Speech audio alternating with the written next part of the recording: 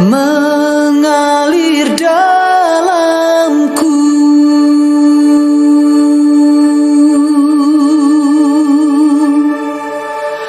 Jiwaku tenang bersamamu dalam naunganmu.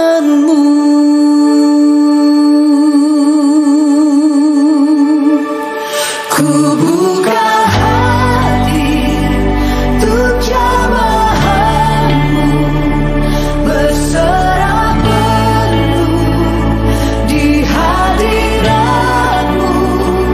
Kau ambil alih seluruh hidupku, di altarmu menyembahmu.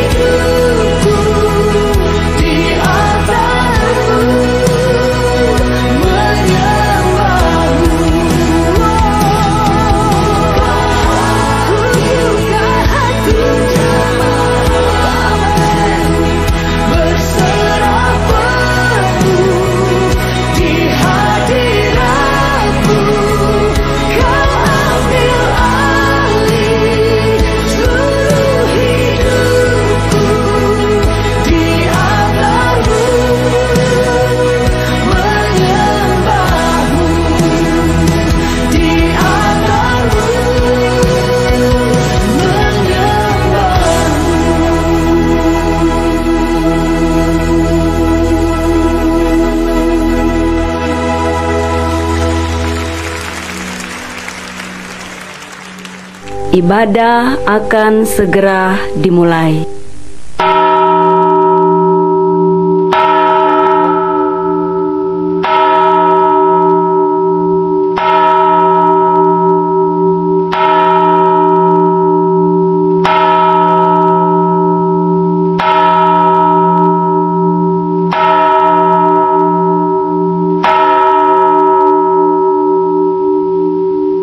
Jemaat diminta untuk berdiri.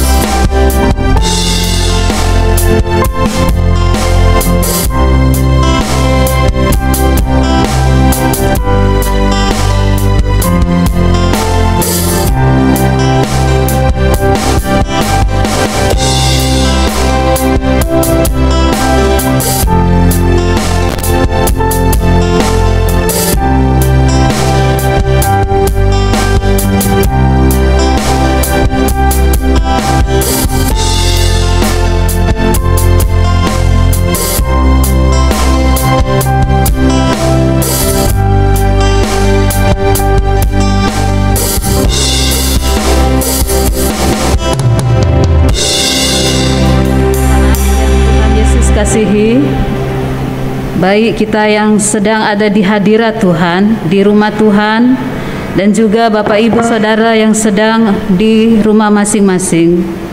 Minggu pagi ini kita memasuki Minggu Advent yang pertama. Advent diambil dari kata bahasa Latin Adventus yang artinya kedatangan. Minggu pertama Advent ini mengingatkan kita akan kedatangan Yesus Kristus, Sang Penebus. Minggu pertama yang ditandai dengan sebatang lilin ini memiliki arti sebagai harapan. Kita semua menantikan kedatangan Kristus dengan penuh sukacita dan harapan.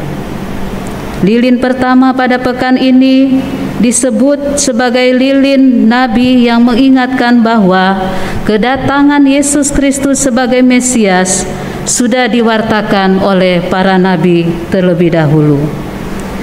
Yesaya mengatakan, "Taruk dari pangkal Isai akan terbit, dan ia akan bangkit untuk memerintah bangsa-bangsa, dan kepadanyalah bangsa-bangsa akan menaruh harapan." Bapak, Ibu, Saudara yang dikasihi oleh Tuhan, mari kita lebih laju lagi hati kita di hadapan hadirat Tuhan untuk kita sungguh mempersembahkan kualitas hidup kita di dalam ibadah pada pagi ini. Karena pertolongan bagi kita pada ibadah pagi ini datangnya dari Tuhan yang menjadikan langit dan bumi, yang memelihara kesetiaannya sampai selama-lamanya, dan yang tidak pernah meninggalkan perbuatan tangannya. Turunlah atas saudara-saudara sekalian damai sejahtera dari Allah Bapa, dari Tuhan Yesus Kristus, dan dari Roh Kudus. Amin.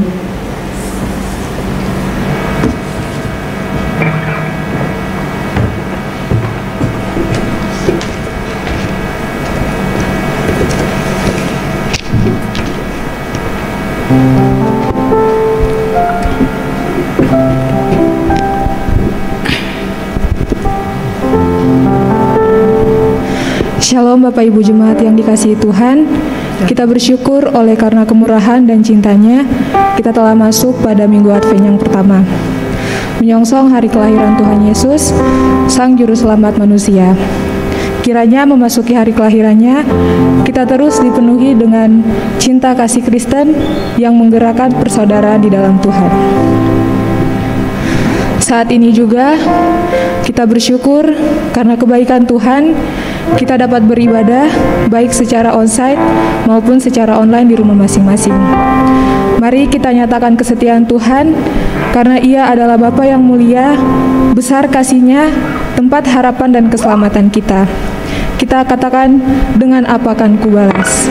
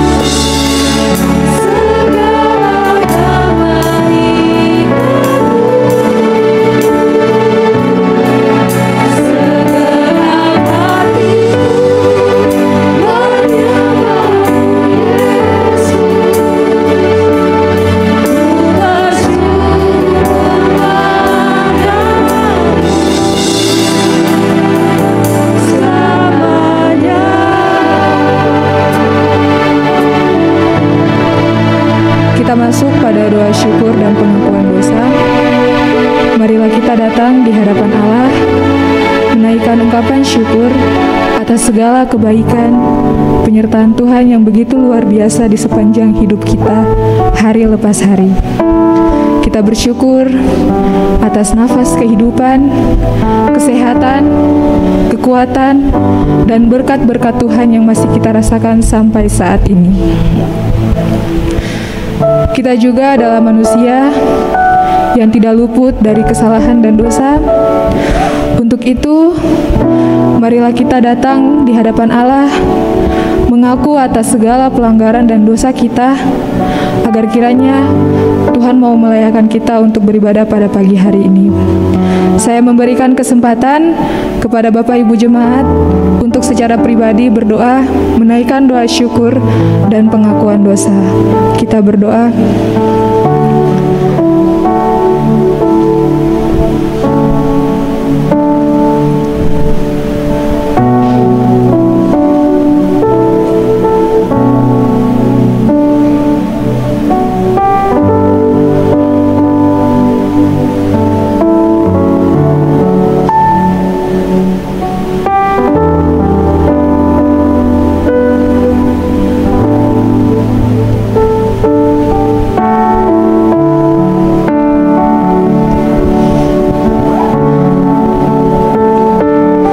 Bapa kami yang bertata dalam kerajaan sorga, terima kasih Tuhan untuk nafas kehidupan yang masih Tuhan percayakan untuk setiap kami pada saat ini.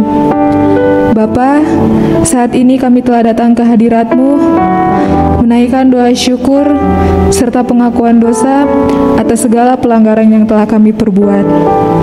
Kami mohon kiranya Tuhan mau mendengar dan mengampuni dosa-dosa kami, serta melayakan kami untuk terus hidup kudus dan semakin serupa dengan gambaran-Mu. Terima kasih Tuhan Yesus. Saat ini juga kami menyerahkan ibadah ini ke dalam tangan-Mu. Kiranya ibadah ini dapat berjalan sesuai dengan seturut kasih kehendak-Mu saja. Terima kasih Bapa. Ini doa kami yang kami panjatkan ke dalam tangan-Mu. Dalam nama Tuhan Yesus Kristus, kami telah berdoa dan mengucap syukur kepada Allah Bapa di sorga. Haleluya, puji Tuhan. Amin. Berita anugerah. Dengarkanlah berita anugerah untuk kita semua.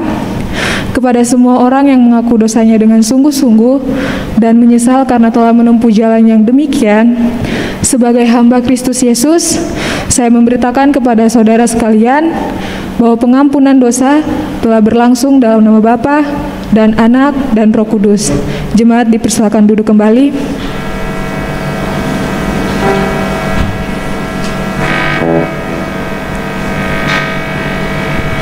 Bapak Ibu Jemaat yang diberkati Tuhan, di dalam Mazmur 100 ayatnya yang keempat berbunyi, masuklah melalui pintu gerbangnya dengan nyanyian syukur, ke dalam pelatarannya dengan puji-pujian, bersyukurlah kepadanya dan pujilah namanya.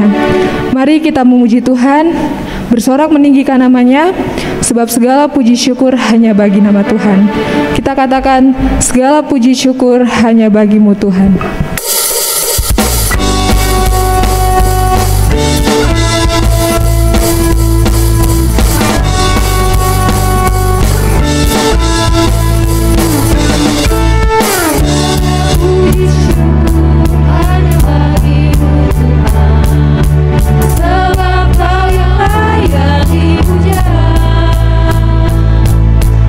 Kami mau bersorak tinggikan namamu.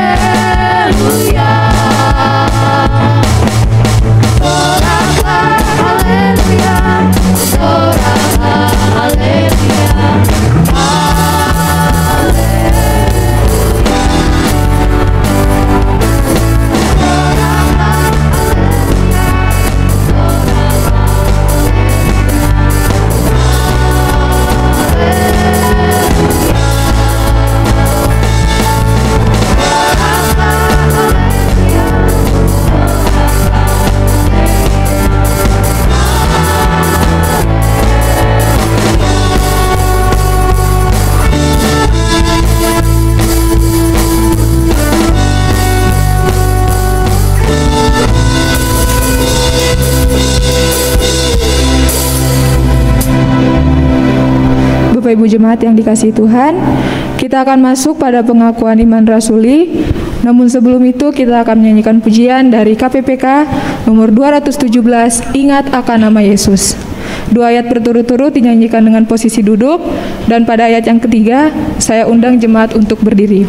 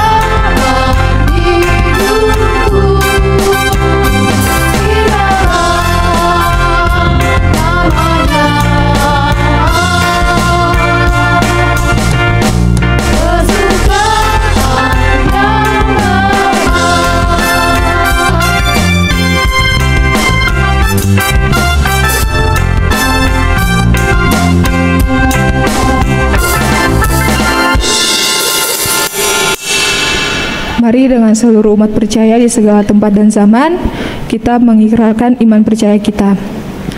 Pengakuan iman rasuli.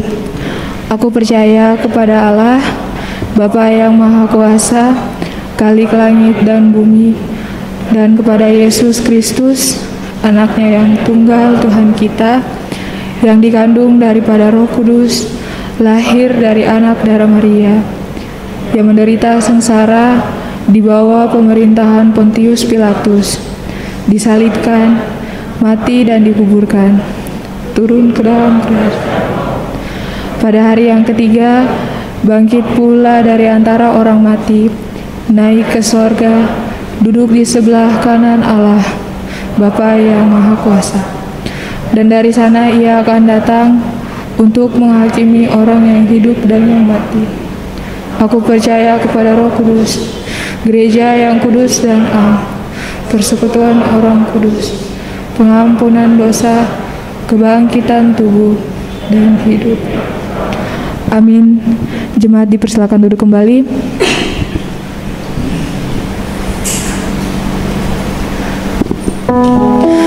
Bapak Ibu jemaat yang diberkati Tuhan, mari komitmen lagi ketika kita mengatakan, aku mengasihi Engkau Yesus, dengan segenap hati kita, dengan segenap jiwa kita mau merenungkan dan melakukan firman Tuhan, karena semua itu dilakukan untuk menyenangkan hati Tuhan. Kita akan diberkati lewat kebenaran firman Tuhan. Namun sebelum itu, mari kita mengangkat pujian yang berkata, aku mengasihi Engkau Yesus.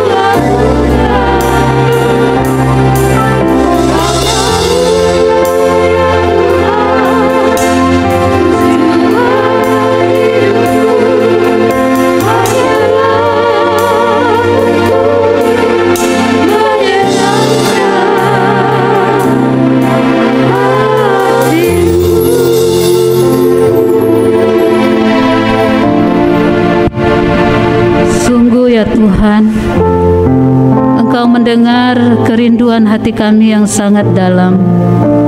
Dengan segenap jiwa kami mau mengasihi Engkau. Oleh karena Engkau terlebih dahulu mengasihi kami. Kiranya Tuhan menolong kami dengan apa yang kami komitmenkan di hadapan-Mu melalui pujian tadi.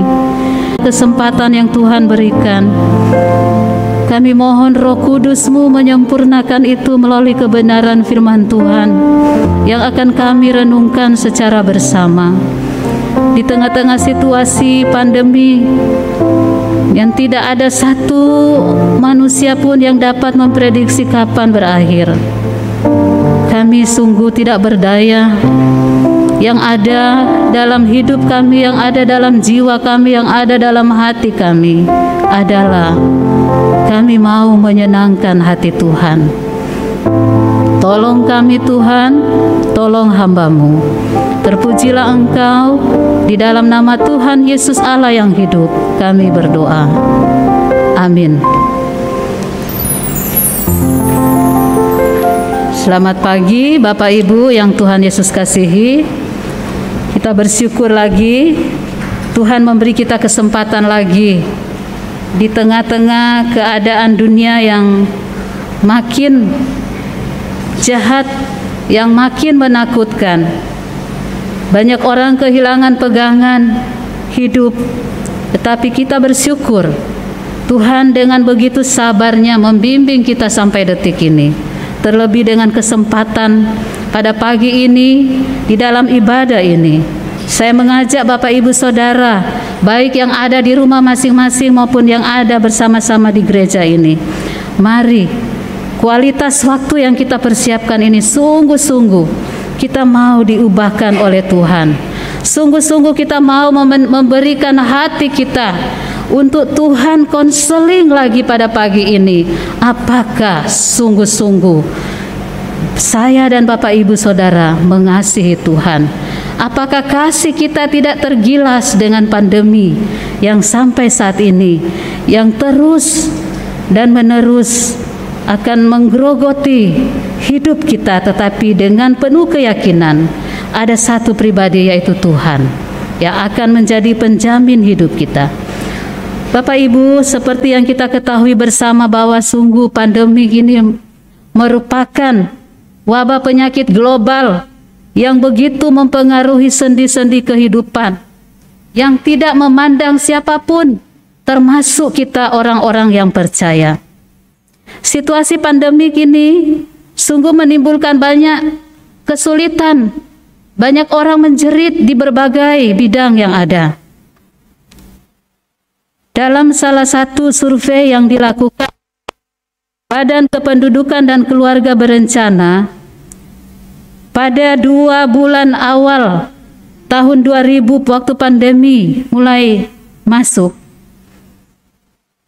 dan konsentrasi survei itu ditujukan di Pulau Jawa dan Sumatera, dan didapati lebih dari 20.000 keluarga yang mengalami stres akibat pandemi yang ada. Bapak Ibu Saudara yang Tuhan Yesus kasihi, mari kita melihat kepada diri kita dan juga melihat, memandang ke sekeliling kita, bahwa pandemi itu sungguh-sungguh harus secara jujur dengan keadaan kita, dengan natur kita yang diciptakan dari debu. Kita harus mengakui bahwa kita pun tidak luput daripada situasi dan keadaan seperti itu. Kadangkala Bapak Ibu, jujur saya pribadi dan mungkin juga Bapak Ibu, dengan keadaan atau situasi pandemi memaksa saya untuk mempertanyakan status keistimewaan saya di hadapan Tuhan sebagai anak Tuhan. Mempertanyakan kepada Tuhan, kenapa situasi ini terjadi? Kenapa kita anak-anak Tuhan, Engkau tidak menunjukkan kespesialisasinya Engkau untuk kami sebagai anak-anak Tuhan? Kenapa? Dan ada banyak anak-anak Tuhan, ada banyak hamba Tuhan yang sungguh-sungguh berjuang di dalam Tuhan, mereka terkena dampak daripada situasi pandemi. Bapak Ibu yang Tuhan Yesus kasihi, dengan situasi seperti ini kita tahu ada banyak orang yang mengekspresikan dengan berbagai cara. Ada yang melarikan diri, mencari tempat yang aman. Ada yang memutuskan untuk mengkompromikan kebenarannya sebagai anak Tuhan, mengorbankan integritas mereka sebagai anak Tuhan. Dengan berdalih, Tuhan, Engkau tahu situasi ini yang memaksa aku melakukan. Bahkan beberapa orang menunjukkan untuk tetap bertahan. Tetap bertahan tetapi tidak berhenti mengeluh dan mempersalahkan situasi yang ada, mempersalahkan orang lain. Bahkan Bapak Ibu yang dikasihi oleh Tuhan, seperti kalau kita nonton berita ya, adanya situasi ini, ada yang bunuh diri.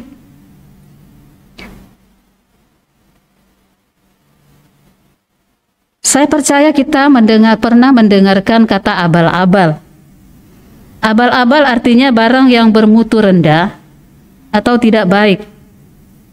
Suatu barang dianggap abal-abal karena melewati uji pemakaian. Misalnya barang itu adalah barang yang branded.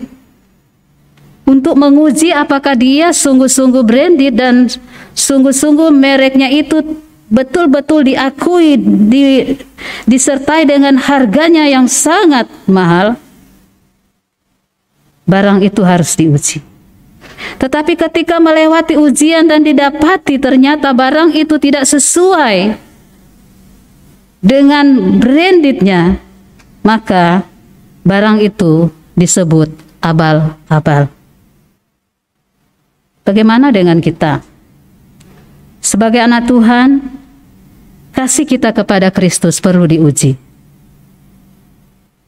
Apakah kasih kita kepada Kristus sungguh-sungguh murni? Apakah kasih kita kepada Kristus sungguh-sungguh masih tetap utuh, sekalipun di dalam perjuangan, dalam kondisi yang sangat tidak mengenakan yang kita alami? Pandemi merupakan ujian kasih kita kepada Tuhan. Jadi, berbicara ujian berarti di situ ada proses pemurnian dan pembuktian. Hari ini kita akan belajar dari Daud. Kita tahu bahwa Daud itu adalah tokoh Alkitab, di mana dia juga tidak luput dari pemurnian dari Tuhan untuk didapati apakah dia sungguh-sungguh mengasihi Tuhan. Kalau kita pelajari, Daud adalah seorang raja. Apa yang dia tidak punya, termasuk juga istri.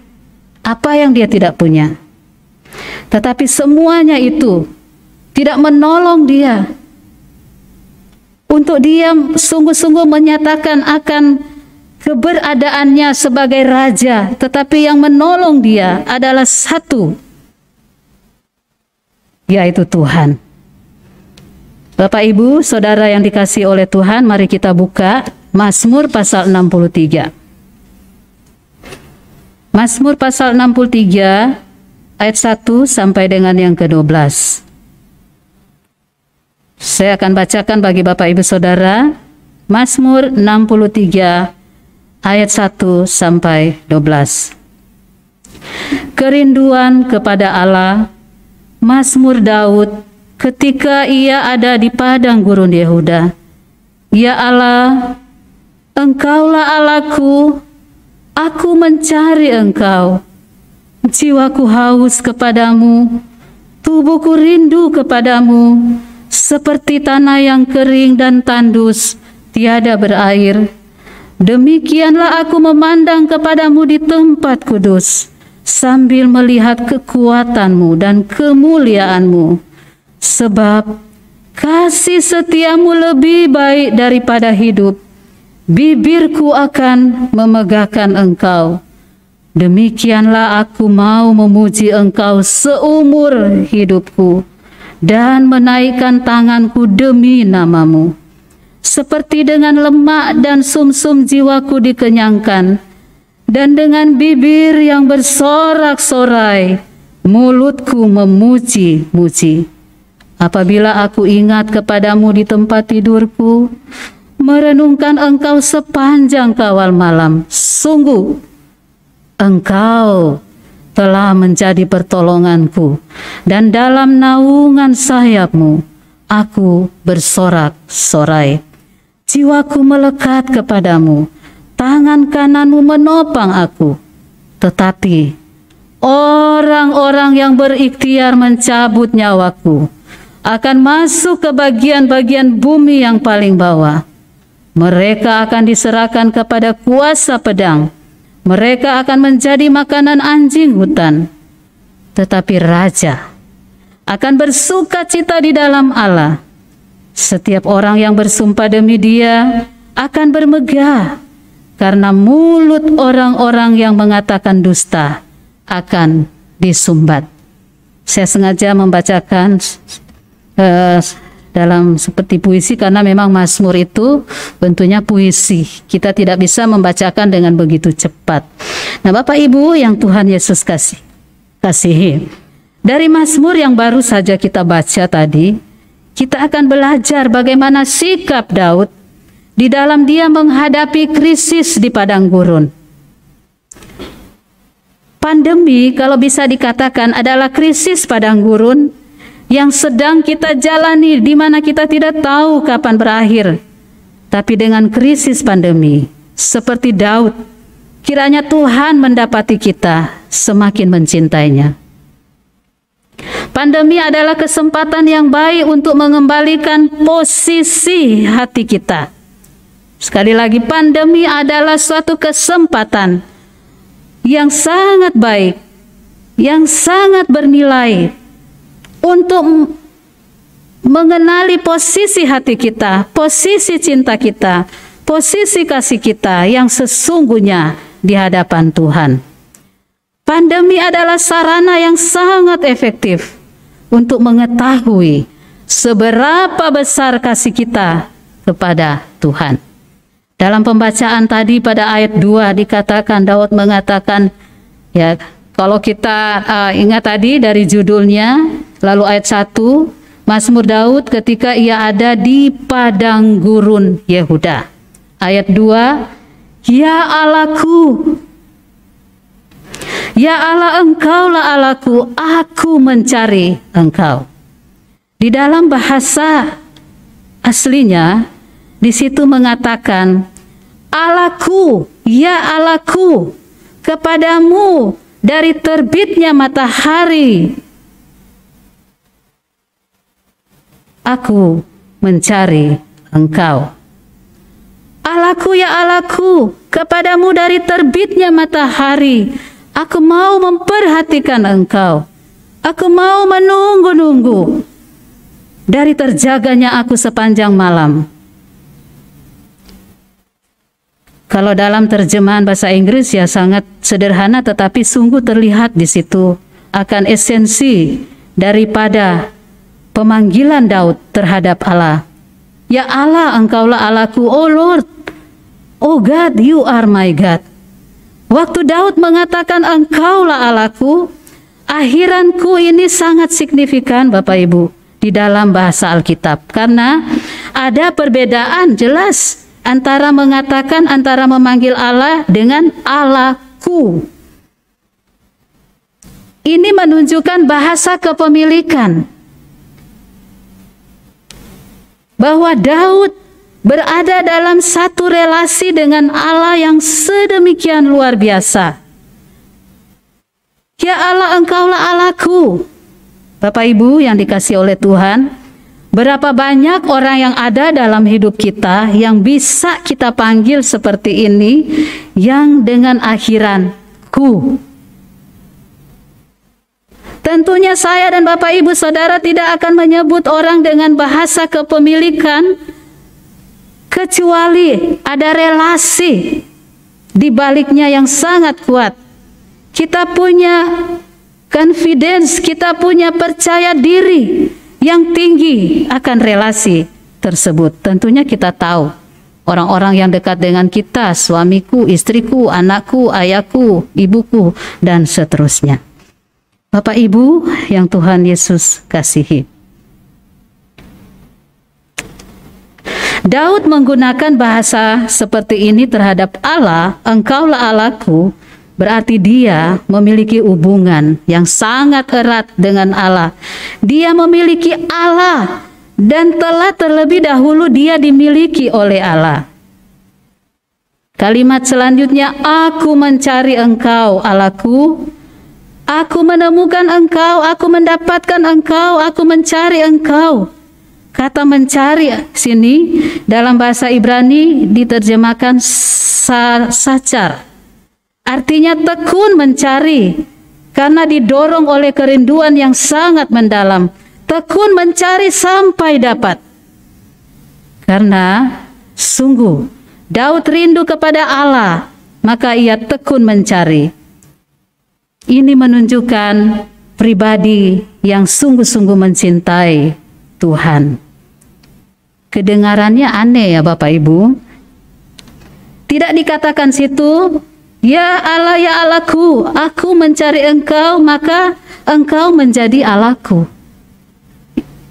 Ya memang logikanya kan kita perlu cari dulu.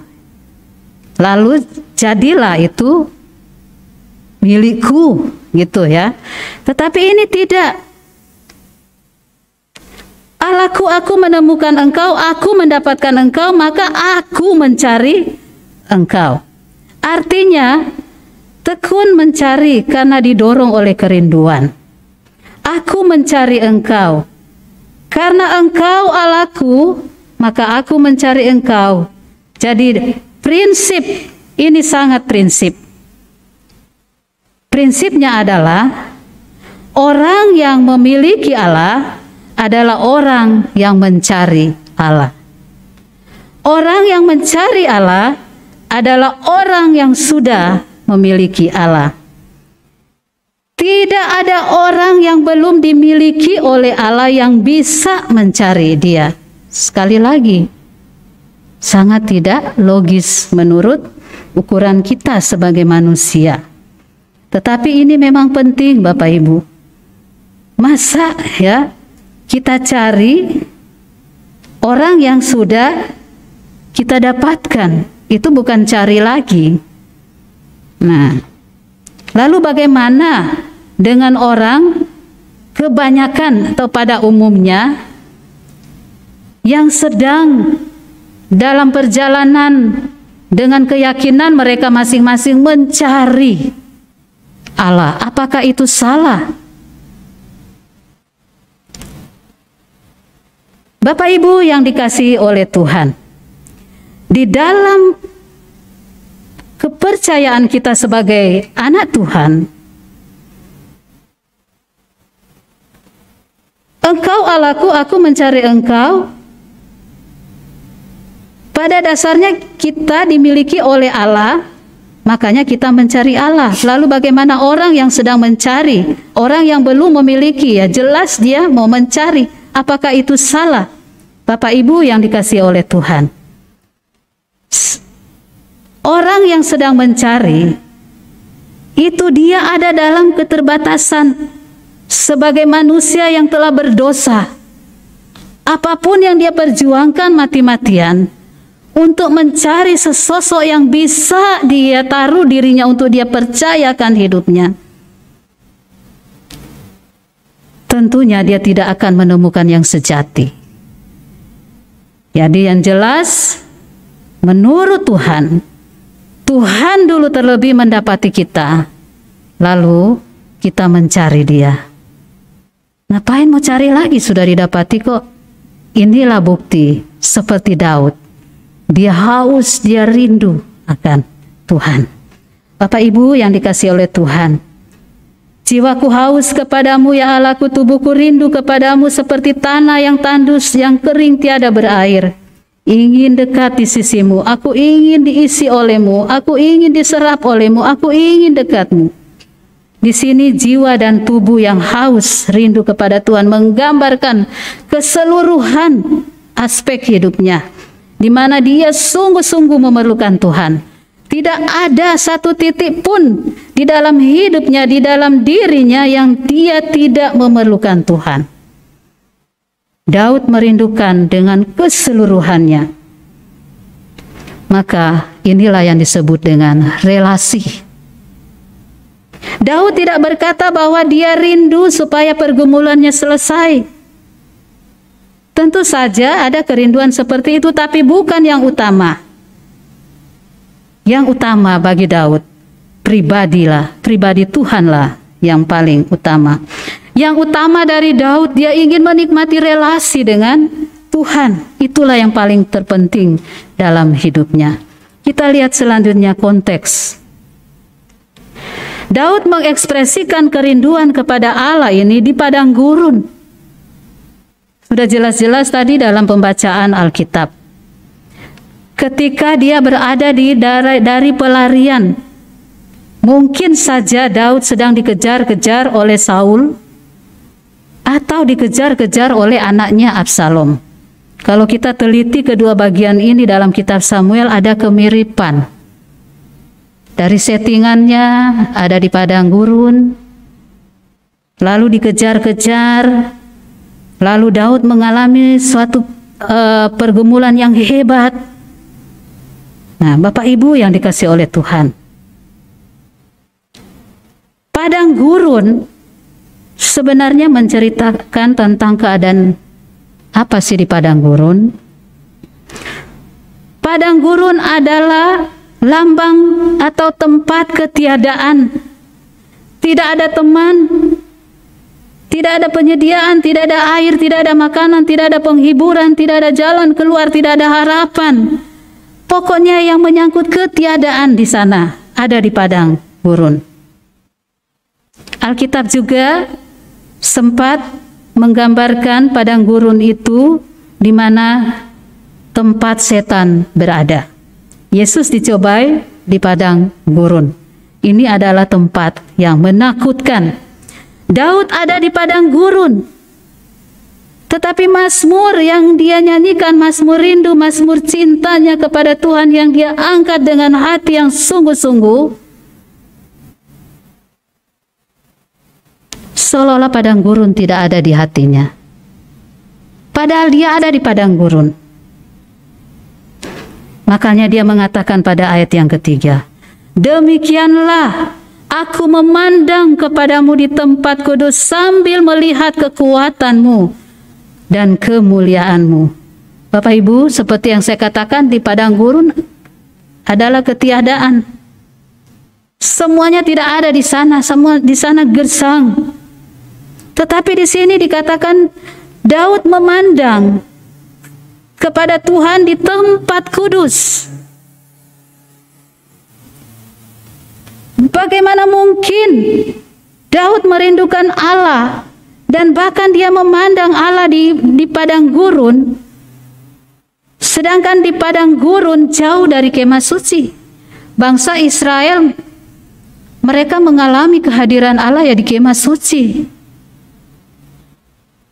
Bahkan kalau kita pelajari latar belakang daripada mazmur ini di kitab Samuel, ketika dia dikejar oleh Absalom, dia jauh juga dari tabut Allah. Tapi dengan mata rohani, oleh karena kehausannya sangat dalam, Daud memandang kepada Allah di tempat kudus, yaitu tabernakel ada di situ. Lalu kalau kita melihat lebih jauh, Daud itu bukan dari suku Lewi. Tetapi kenapa dia mengatakan demikian aku memandang kepadamu di tempat kudus? Dia bukan suku Lewi. Berarti dia tidak berhak untuk dapat masuk ke bagian altar yang sesungguhnya, yang hanya bisa dimasuki oleh imam dari suku Lewi. Saya yakin sekali Daud ketika dia menyanyikan puji-pujian, nyanyian cintanya Kalau kita baca tulisan-tulisannya di dalam Mazmur, selain di Mazmur pasal 63 ini, Daud bukan orang sembarangan. Daud adalah orang yang hidup di dalam firman Tuhan. Pasti dia mempelajari kitab-kitab Musa. Dengan adanya dia mempelajari itu sungguh mengena, sungguh mendarah daging dalam hidupnya. Makanya ketika dia ada di padang gurun, dia merasakan seolah-olah dia ada di altarnya Tuhan. Saya percaya ketika Daud mempelajari kitab-kitab Musa, sekalipun dia tidak memasuki altar itu, dia bisa mengetahui desain yang ada di dalamnya, ritual di dalam kemah Tuhan di situ. Bapak Ibu yang Tuhan kasih, luar biasa. Sebenarnya kalau saya renungkan dari perenungan tentang Daud ini, seolah-olah padang gurun itu nggak penting bagi dia. Padahal itulah sebenarnya ya starting point daripada Daud, sehingga dia menyerukan akan Mazmur ini.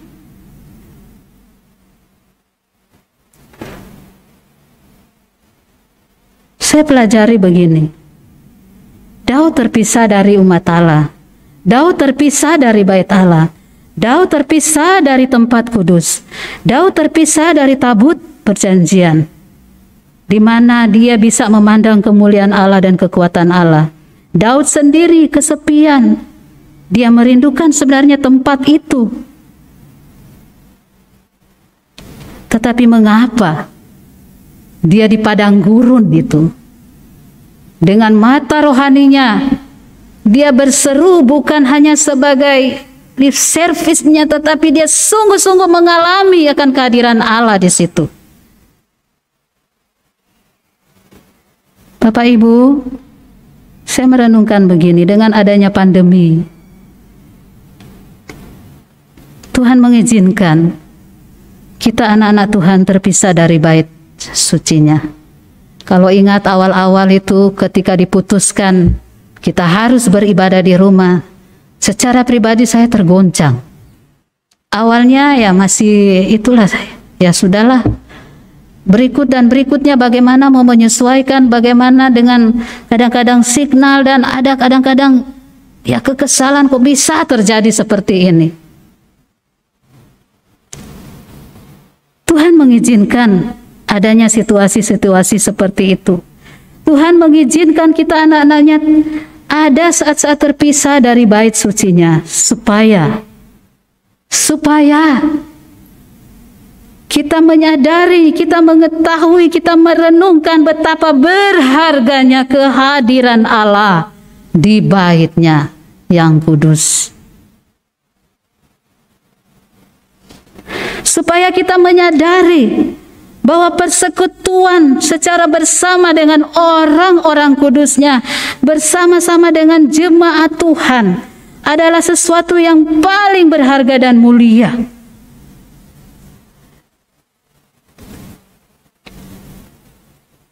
Memang yang paling penting dalam sebuah gereja memang bukan bangunan, tetapi adalah kehadiran Allah. Kehadiran Allah melalui firman Tuhan. Pujian tadi ya sungguh ya sangat pas dengan firman Tuhan yang kita bawakan pada pagi ini. Aku mengasihi Engkau Tuhan, kurenungkan Engkau Tuhan siang dan malam. Bapak Ibu yang Tuhan Yesus kasihi, kembali lagi, Tuhan memang sengaja mengizinkan kita mengalami seperti itu. Mari Bapak Ibu hitung, sejak kita diizinkan Tuhan beribadah di rumah, baik secara full dan sampai saat ini secara hybrid, pasti ada yang di rumah, ada yang di gereja. Baik di rumah maupun di gereja, apakah kita sungguh-sungguh menghargai kehadiran Allah di dalam ibadah kita? Nanti akan kita lihat selanjutnya. Kita lihat prinsip teologisnya, Bapak Ibu. Prinsip Alkitab secara keseluruhan dari Mazmur 63 ini sebenarnya mau mengajarkan kepada kita kesatuan kita dengan Kristus. Kesatuan dengan Kristuslah yang membuat Daud dia dapat mengutarakan mazmur cintanya ini kepada Tuhan. Mazmur Daud mau memberitakan, ini loh bentukan Tuhan, ini loh hasil pembentukan yang dari Tuhan untuk jiwaku. Tuhan membawa aku melekatkan diri kepada Kristus. Kita lihat ayat yang ke-9. Jiwaku melekat kepadamu. Bapak Ibu yang Tuhan Yesus kasihi, kelekatan di dalam Kristus, kita makin lama pasti makin bertumbuh di dalam Tuhan. Karena Yesus Kristus sangat jelas sekali mengatakan, jikalau engkau mau menjadi muridku, engkau harus membenci bapak, ibumu, anakmu, istrimu. Bahkan engkau harus menyangkal diri dan memikul salib untuk mengikuti aku. Alkitab mengajarkan bahwa kesatuan kita dengan Yesus Kristus adalah pekerjaan dari Allah Bapa melalui kuasa Roh Kudus menyatukan kita di dalam Kristus Yesus. Dan pekerjaan itu tidak hanya terjadi pada masa lampau. Kalau kita renungkan ayat ini, jiwaku melekat padamu, ini terjadi secara terus-menerus kelekatannya dengan Kristus sampai mati. Dan di dalam kelekatannya semasa hidup yang Tuhan izinkan bagi Daud, terlihat pengalaman-pengalamannya, pertumbuhan rohani yang luar biasa di hadapan Tuhan. Pertumbuhan rohani harusnya membawa kita makin mengasihi Kristus, melebihi daripada kita mengasihi apapun, siapapun. Tapi itu bukan berarti bahwa kita diajarkan membenci keluarga. Ini hanya mau menggambarkan tentang kesatuan kita dengan Kristus, akan membuat satu pertumbuhan yang secara emosional dengan seluruh eksistensi keberadaan diri kita dibandingkan dengan keluarga kita. Gambaran kelekatan, kedekatan, keeratan kita dengan di dalam dunia ini tentunya yang paling intim kan dengan keluarga kita. Tetapi Alkitab menjelaskan, menyatakan bahwa ketika kita disatukan dengan Kristus, harusnya kita memiliki kasih yang utuh kepada Kristus, jauh melebihi daripada kasih kita kepada yang lain. C.S. Lewis dia mengatakan, jangan khawatir karena orang yang makin mencintai Kristus, dia pasti akan makin mencintai istrinya, ya memang jelas. Pasti dia akan makin mencintai anaknya, papanya, mamanya, dan seluruh yang ada dalam hidupnya. Bapak Ibu yang Tuhan Yesus kasihi, Mazmur ini adalah mazmur yang menggambarkan begitu dalamnya cinta Daud kepada Allah. Daud sungguh-sungguh jatuh cinta kepada Allah. Jadi kekristenan bukan hanya pembahasan seputar hukum-hukum Taurat, bukan hanya pembahasan seputar doktrin, pemahaman-pemahaman yang ini yang benar, yang itu yang salah. Tetapi kekristenan itu prinsipnya adalah relasi. Relasi. Yesus mengatakan, kalau engkau mencintai aku, engkau pasti mentaati firman-Ku. Yohanes 14 ayat 15. Dan memang itu ketaatan yang dituntut oleh Tuhan. Dan itu ketaatan hanya bisa terjadi. Itu ketaatan yang menyenangkan hati Tuhan kalau dibangun berdasarkan relasi cinta kita kepada Tuhan. Bukan hanya sebatas legalisme saja. Karena Allah sangat benci, dia akan muak melihat ketika kita menunjukkan ketaatan kita hanya sebatas peraturan. Ya, kalau misalnya kita di sekolah ada aturan-aturan untuk guru-guru. Anak-anak juga ada aturan. Tetapi kita mau diajarkan aturan yang sudah dibuat itu kita lakukan bukan hanya sekedar kita taat kepada pimpinan, tetapi kita taat kepada Tuhan. Kalau itu terjadi, disitulah ada relasi kasih kita kepada Tuhan. Kita melakukannya karena cinta kita kepada Tuhan. Mazmur 63, tadi kita mendapati bahwa seluruh ketaatan Daud dia lakukan atas dorongan cinta. Seluruh hasratnya kepada Tuhan untuk rindu bertemu dengan Tuhan, rindu mau mencari dan mau menemukan Tuhan, dasarnya adalah cinta.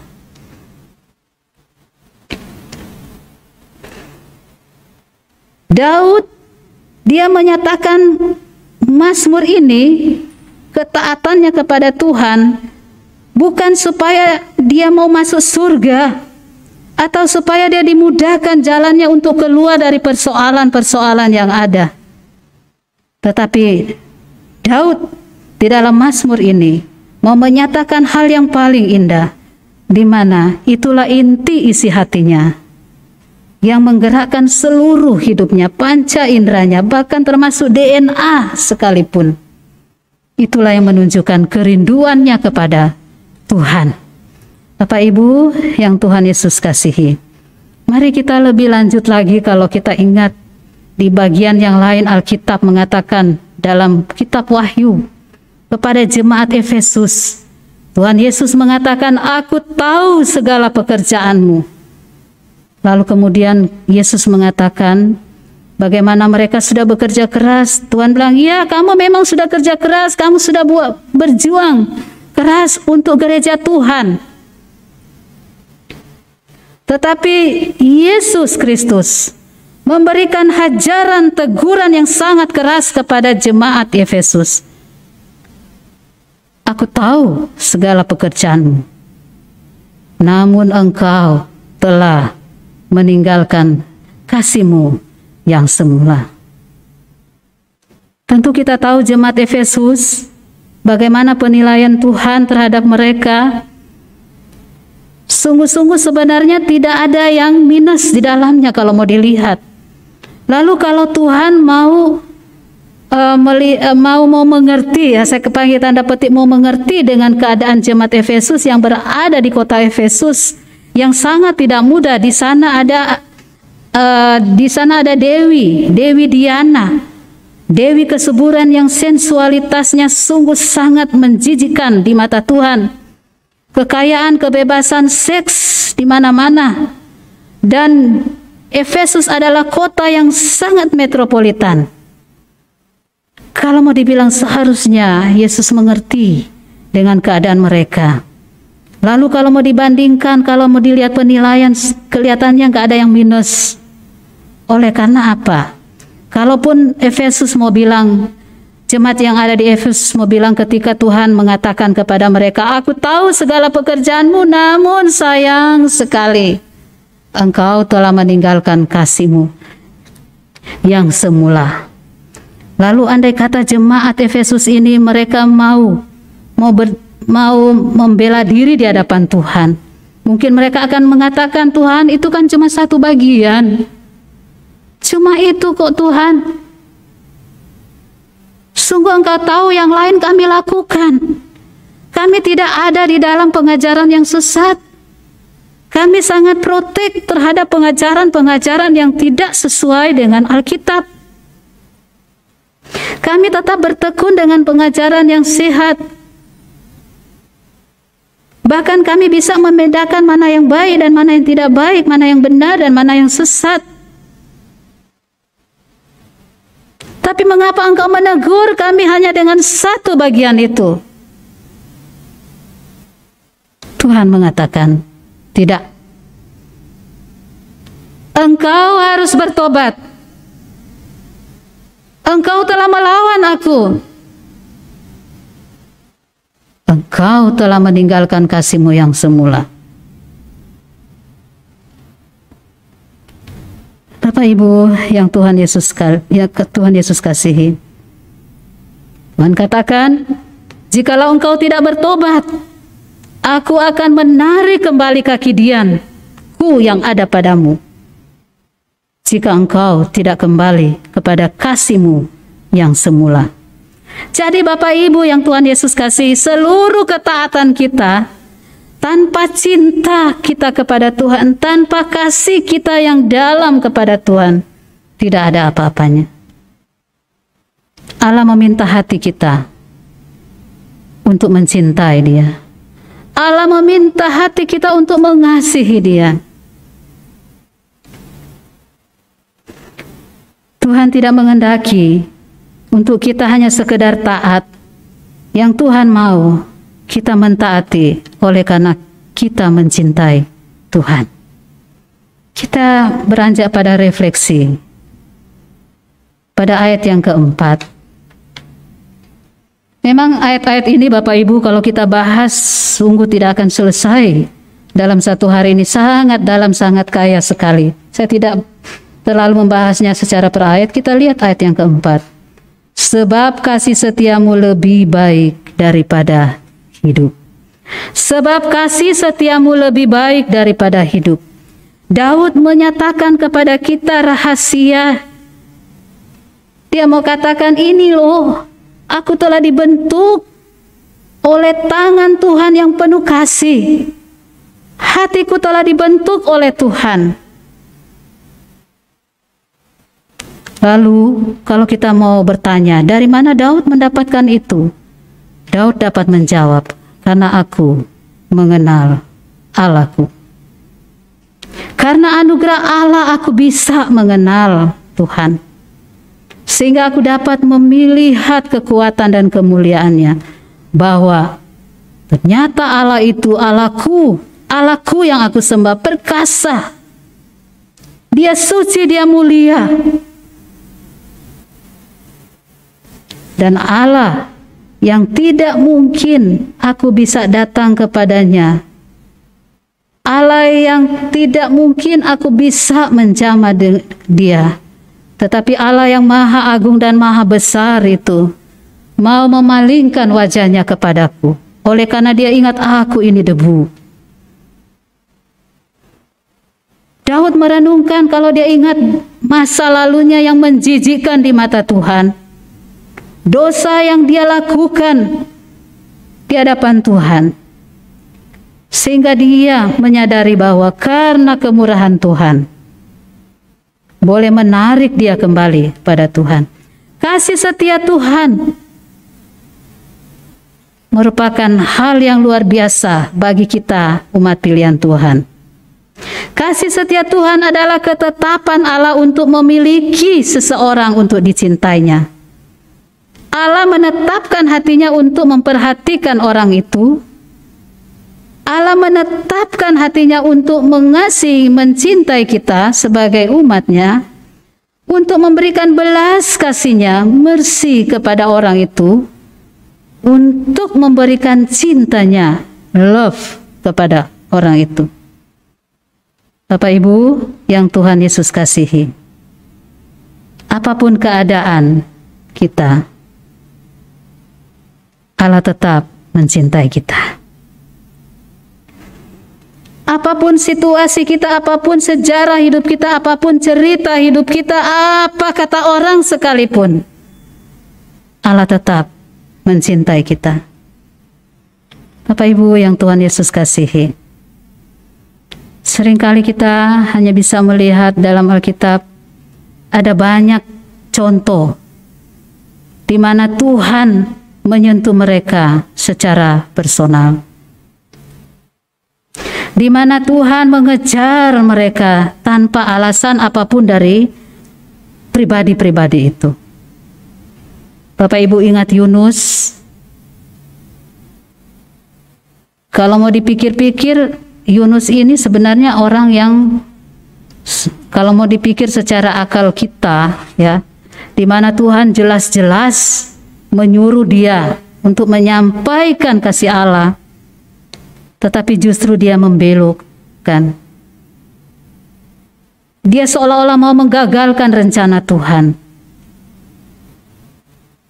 Itulah Yunus. Tetapi Yunus pun seperti itu. Dia ada dalam pusat perhatian Tuhan. Tuhan mengejar Yunus. Kalau kita mungkin bertanya kepada Tuhan, kenapa engkau mengejar Yunus? Kan kalau mau dilihat gak ada yang bagus dalam diri Yunus. Berkali-kali dia memberontak. Tetapi kenapa engkau mengejar dia untuk memberikan cintamu kepadanya? Bahkan engkau pakai dia. Kadang-kadang ada juga orang seperti Paulus yang sangat kejam. Kalau mau dilihat, direnungkan Paulus seolah-olah tidak ada satu elemen dalam hidupnya yang tidak layak, yang tidak pantas untuk dikejar oleh Tuhan. Kalau kita tak ingat sepak terjang daripada Paulus waktu dia nama Saulus, bagaimana dia menyiksa anak-anak Tuhan, menyiksa gereja Tuhan, membunuh, memfitnah, dan sebagainya. Tetapi kepada Paulus pun, entah mengapa, Allah mengejar dia. Allah menyatakan cintanya, Allah memeluk dia, Allah memakai dia. Itulah kasih setianya yang kekal. Ada banyak contoh-contoh di Alkitab. Kita ingat Bartimeus. Alkitab mengatakan dia seperti orang gila, berteriak, minta kasihan daripada Tuhan. Dibandingkan dengan seorang perempuan Sirofenisia yang mau berbicara pun dia sudah tidak berdaya. Tetapi orang-orang seperti ini pun tidak luput dari kejaran kasih Tuhan.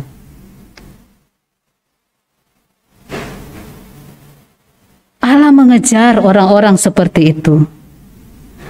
Allah melihat orang ini. Tetapi kadang-kadang Allah juga bersembunyi untuk melihat. Allah hanya melihat kita seolah-olah di tempat, di pintu yang terbuka kecil. Untuk dia mau memanahkan cintanya.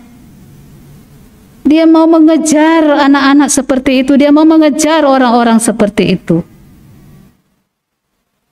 Banyak Bapak Ibu yang ada seperti Daud katakan, kasih setiamu lebih daripada hidup. Sehingga dari itu dia bisa mengatakan, ya Allah, engkaulah Allahku. Aku mencari engkau di pagi hari. Jiwaku haus kepadamu, tubuhku rindu kepadamu seperti tanah yang kering dan tandus, tiada berair. Aku ingat kepadamu di tempat tidurku, merenungkan engkau sepanjang malam. Jiwaku melekat kepadamu Tuhan, tangan kananmu menopang aku sepanjang kawal malam. Kerinduan Daud kepada Allah ini sungguh-sungguh dirasakan oleh karena cinta yang hebat dari Tuhan. Dah banyak Bapak Ibu. Tidak akan selesai kalau kita akan membahas semuanya. Kalau membahas begitu kayanya akan kasih setia Tuhan lebih daripada hidup. Saya pernah menyampaikan di dalam ibadah komisi pria dan wanita tentang tokoh-tokoh Alkitab, ada berapa, dan juga tokoh-tokoh gereja, bagaimana mereka mengalami pengejaran dari Tuhan. Tapi kita akan merenungkan satu di sini, yaitu Francis Thompson. Ya, selain Francis Thompson kan kalau kita baca, ya, saya suka sekali baca C.S. Lewis. Wah, luar biasa Tuhan mengejar dia. John Stott, Agustinus, Francis Thompson. Masa mudanya sungguh sangat, kalau mau dilihat, tidak layak. Yang pada akhirnya Tuhan menjadikan Francis Thompson sebagai orang yang luar biasa di hadapan Tuhan. Francis Thompson dari masa mudanya dia menjalani hidupnya dari kegagalan kepada kegagalan. dia pernah belajar sekolah pendeta, tapi dia tidak menyelesaikan. Sehingga dia menerjunkan diri bergabung dalam dunia militer. Itu pun dia dipecat. Lalu dia belajar di sekolah kedokteran, tapi dia juga gagal. Dia mengalami stres berat. Pada akhirnya dia melarikan diri, melacurkan dirinya ke ganja. Dia kecanduan ganja. Orang yang seperti Francis Thompson, dilihat dari segi kelayakan, sungguh sangat tidak layak. Tetapi orang yang seperti Francis Thompson, Allah memburu dia dengan inisiatif dari Allah sendiri, karena Tuhan mengasihi dia. Di tengah-tengah keputusasaan hidupnya,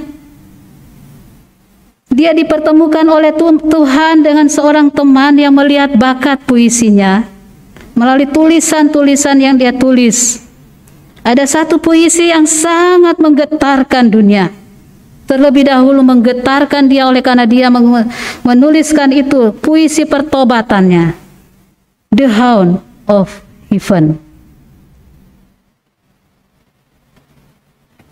Puisi ini menggambarkan bagaimana Allah yang tidak pernah lelah mengejar dia.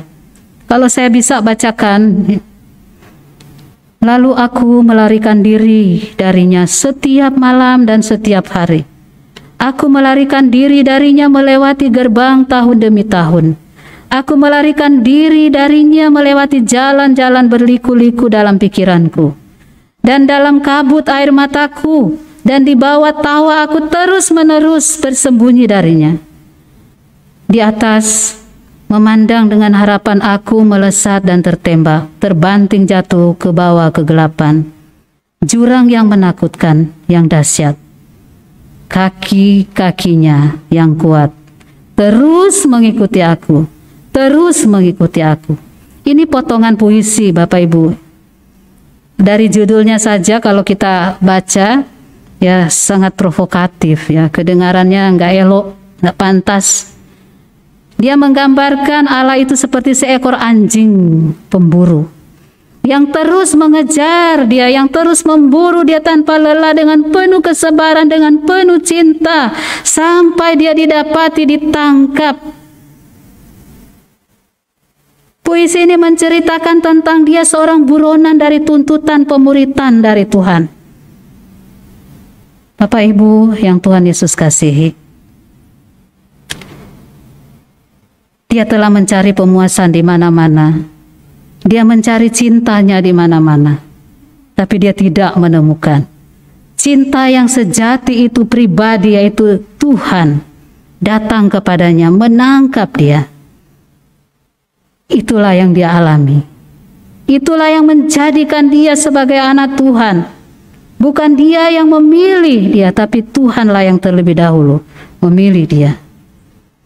Kita sudah membahas tokoh-tokoh Alkitab, sudah membahas Francis Thompson. Sekarang Bapak Ibu, Kristus sedang mengejar saudara dan saya. Pandemi adalah cara yang dipakai oleh Tuhan untuk mengejar kita, untuk mengejar kasih kita yang sesungguhnya kepada Kristus. Allah mengejar kita sampai dia temukan. Dengan maksud ini dia akan bertanya, apakah engkau sungguh-sungguh mengasihi aku? Apakah engkau mengasihi aku dengan kasih yang sesungguhnya?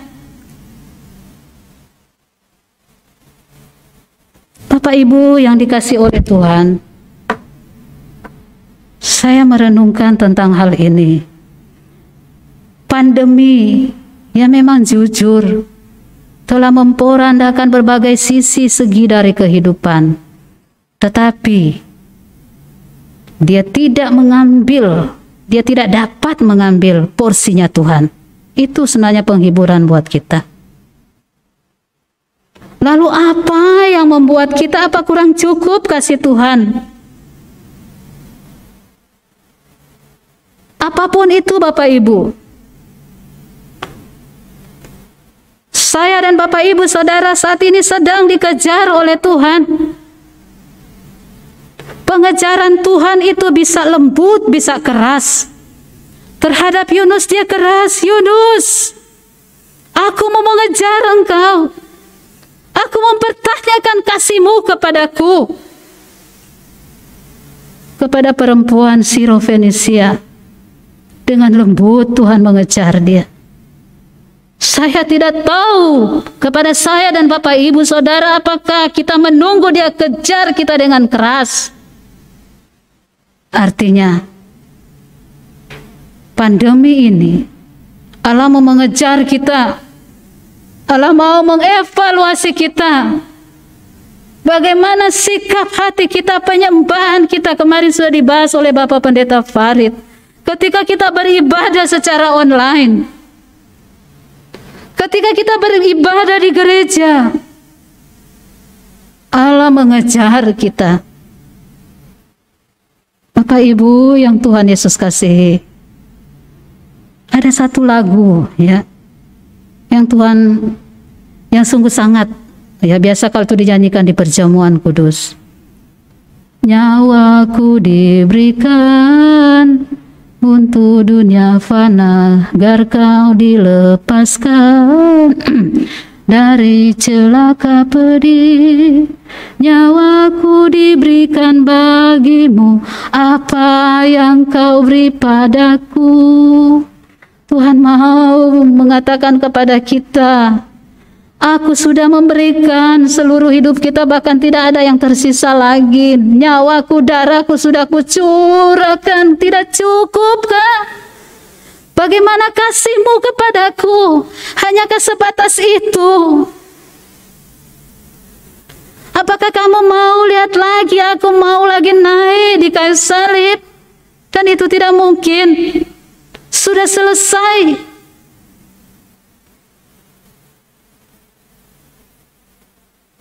Saya pikir Bapak Ibu, tidak ada hal untuk membuat kita berdalih, Tuhan ini kan pandemi. Jangan kita menjadi orang yang seperti tidak ada Tuhan. Mohon maaf Bapak Ibu, apapun alasan kita, memang pandemi telah merenggut banyak hal dalam hidup kita.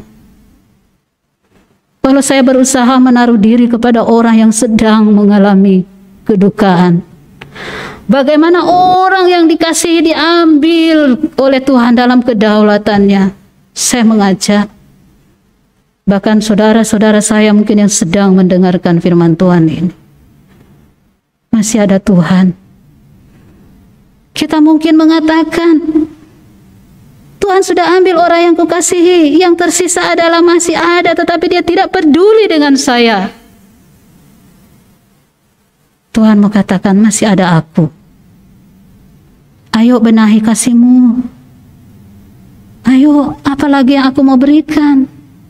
Aku sudah berikan semuanya untuk kamu. Benahi.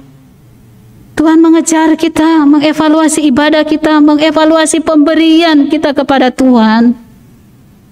Tuhan mau katakan, seginikah yang kamu berikan kepadaku?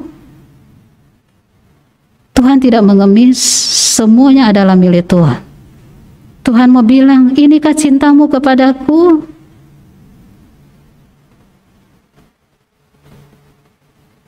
Tuhan sedang mengevaluasi kita, bagaimana pelayanan kita. Tuhan mengejar, mengevaluasi kita. Tuhan mau katakan, aku sedih kamu melayani. Kamu menyakiti orang yang kamu kasihi.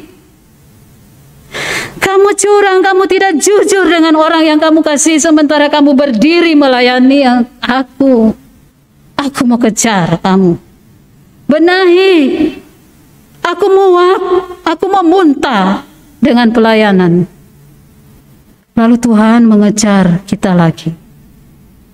Adanya pandemi, apakah kasih kita kepada orang lain makin berkurang?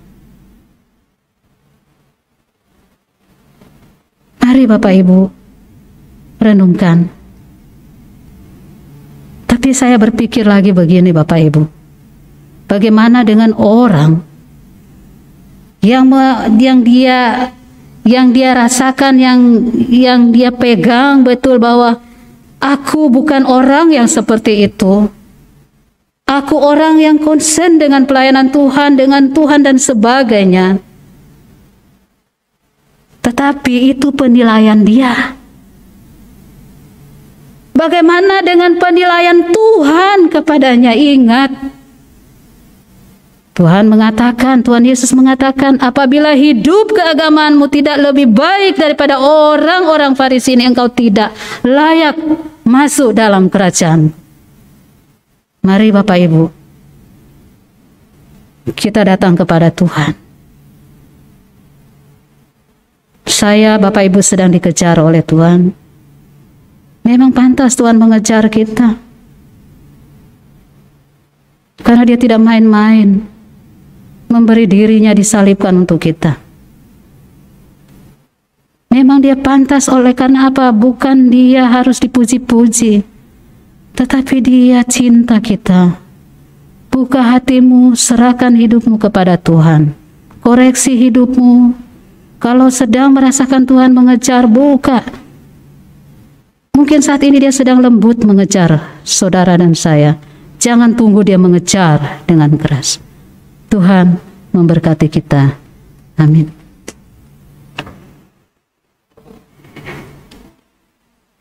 Saya membacakan sedikit penerapan Bapak Ibu. Seberapa besarkah kita mengasihi Allah saat di tengah situasi pandemi?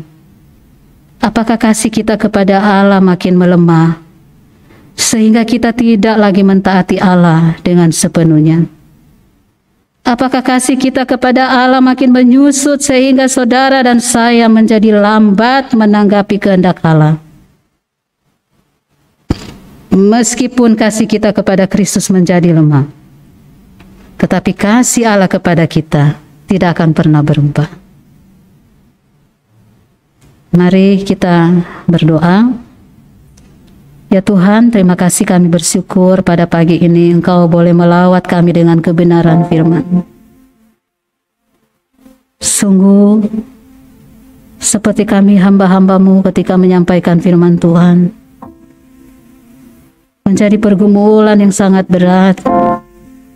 Kami harus melakukan.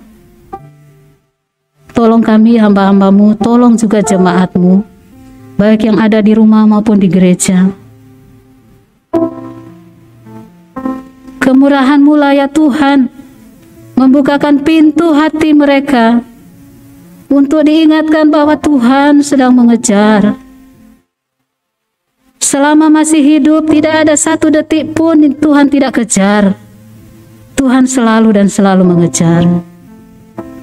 Tuhan ingin semakin kasih kita kepada Tuhan, semakin nyata, semakin mulia, semakin sungguh-sungguh. Apapun situasi dan keadaan, ketika kami sungguh-sungguh serius dengan Tuhan, suatu saat kami akan mengatakan, itu tidak penting.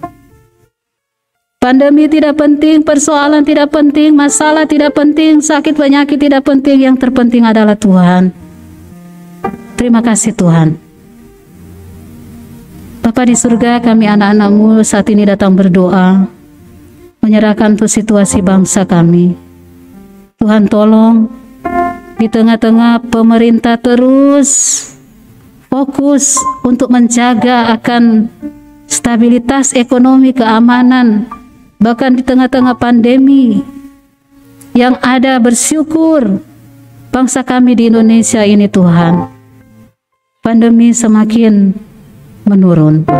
Tuhan tolong supaya pemerintah, pihak yang berotoritas, bahkan kami semua, untuk tidak lalai, untuk tidak abai dengan apapun yang telah diperintahkan protokol kesehatan. Tuhan tolong supaya kami tetap merendahkan hati di hadapan Tuhan, mengikuti aturan-aturan yang ada demi untuk kesejahteraan bersama. Terima kasih Tuhan. Kami berdoa menyerahkan untuk jemaat-Mu yang hadir beribadah di rumah-Mu, bahkan sedang beribadah di rumah masing-masing. Tuhan yang kenal keberadaan mereka, Tuhan yang tahu, kiranya mereka tetap dipeluk oleh Engkau Tuhan. Mereka yang bergumul dengan situasi yang ada, yang sempat mengganggu kenyamanan keluarga, pernikahan, mengganggu perekonomian, mengganggu pekerjaan, bahkan pelayanan sekalipun. Tuhan peluk mereka, Tuhan ingatkan mereka bahwa Tuhan sangat memperdulikan. Kami juga berdoa menyerahkan untuk jemaat yang sakit dan terus dipulihkan. Berdoa untuk Pak Sapu Tandi, dan mungkin ada jemaat-jemaat lain yang sedang bergumul dalam sakit penyakitnya. Kami doakan juga untuk hamba-Mu, Ibu Gembala kami, Ibu Penginjil Jane.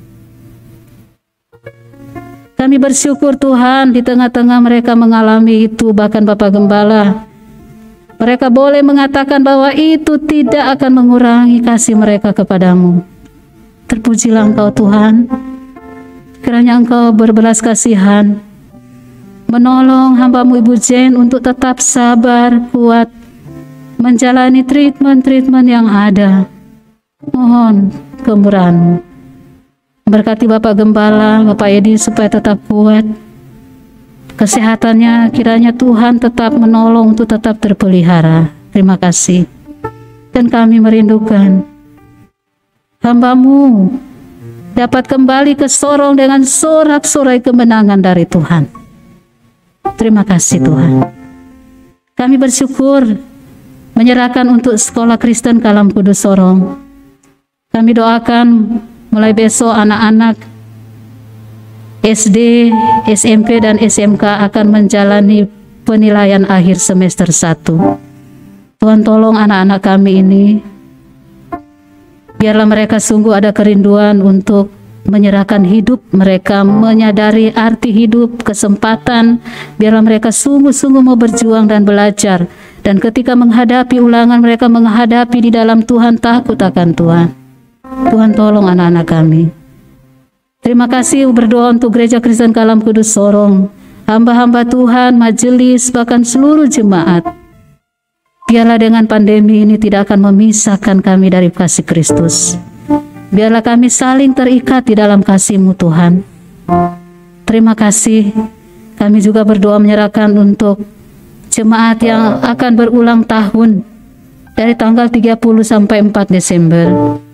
Kami teringat untuk Saudara Novian Abdin tanggal 30 November, Ibu Hilce Adriati Kansil tanggal 1 Desember, Bapak Robert Yanto Sagana, anak Cheryl Whitney Risat, bahkan hamba-Mu tanggal 4 Desember. Tuhan kiranya memberkati ketika Engkau mengizinkan memasuki usia yang baru. Tuntun dalam kemurahan-Mu untuk semakin menyadari bahwa hidup adalah kemurahan Tuhan untuk dijalani dengan penuh tanggung jawab di hadapan Tuhan. Dan kiranya Tuhan menolong dan terus mengingatkan apapun situasi, Tuhan tidak akan pernah meninggalkan. Terima kasih Tuhan. Sebentar kami akan memberikan persembahan, kiranya Engkau memberkati. Dengan apa yang kami beri, mohon kemurahan-Mu untuk memberkati, membawa kemuliaan bagi nama Tuhan. Terpujilah Engkau, di dalam nama Tuhan Yesus Kristus Allah yang hidup kami berdoa. Amin. Jemaat, saya persilakan untuk bangkit berdiri. Kita akan mengakhiri ibadah kita. Inilah puncak dari ibadah kita dari awal sampai akhir. Kita akan kembalikan hormat kemuliaan hanya bagi nama Tuhan.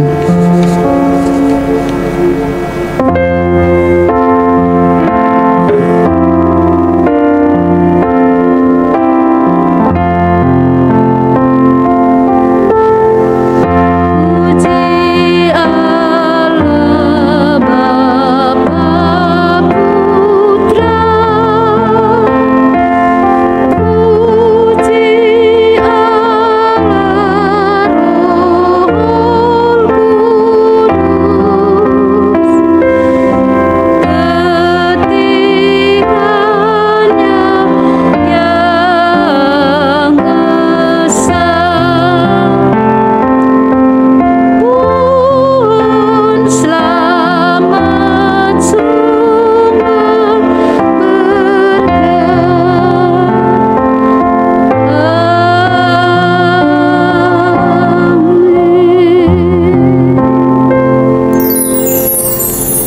Jemaat yang Tuhan Yesus kasihi, teduhkanlah hatimu di hadapan Tuhan. Persiapkanlah hidupmu untuk kembali kepada aktivitasmu dan terus ingat, Tuhanlah penjagamu, Tuhanlah naungan di sebelah tanganmu. Matahari tidak menyakiti engkau pada waktu siang, atau bulan pada waktu malam. Tuhan akan menjaga engkau terhadap segala kecelakaan. Ia akan menjaga nyawamu. Tuhan akan menjaga keluar masukmu dari sekarang sampai selama-lamanya. Amin.